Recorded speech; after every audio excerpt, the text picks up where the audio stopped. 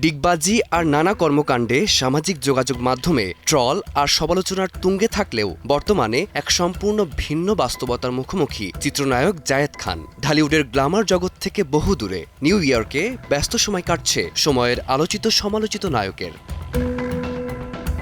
সম্প্রতি সামাজিক যোগাযোগ মাধ্যমে ছড়িয়ে পড়েছে সাদা নিরাপত্তা হেলমেট পরা অবস্থায় জায়েদ খানের একটি ছবি। ছবিতে দেখা যাচ্ছে প্রবাসের কোনো এক কর্মক্ষেত্রে তিনি গভীর মনোযোগে কাজ করছেন। এই ছবি প্রকাশ্যে আসতেই তোলপাড় শুরু হয়েছে নেট দুনিয়ায়। এক সময়ের নায়ককে এভাবে কঠোর পরিশ্রমে লিপ্ত দেখে তার ভক্ত ও শুভাকাঙ্ক্ষীরা উদ্বেগ প্রকাশ করেছেন। তারা সামাজিক যোগাযোগ মাধ্যমে বলছেন, বিনোদন জগৎ ছেড়ে মার্কিন মূলকে তবে কি জীবিকার তাগিদেই শ্রমিক হিসেবে কাজ শুরু করলেন এই তারকা? আবার অনেকেই বলছেন এটা হতে পারে কোনো নাটক বা সিনেমার সেটের স্থির চিত্র।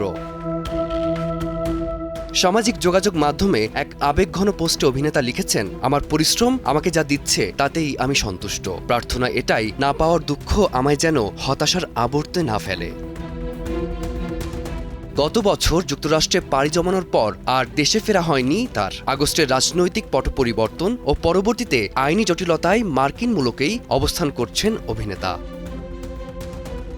ফারদিন মাজহার, সময় সংবাদ, ঢাকা।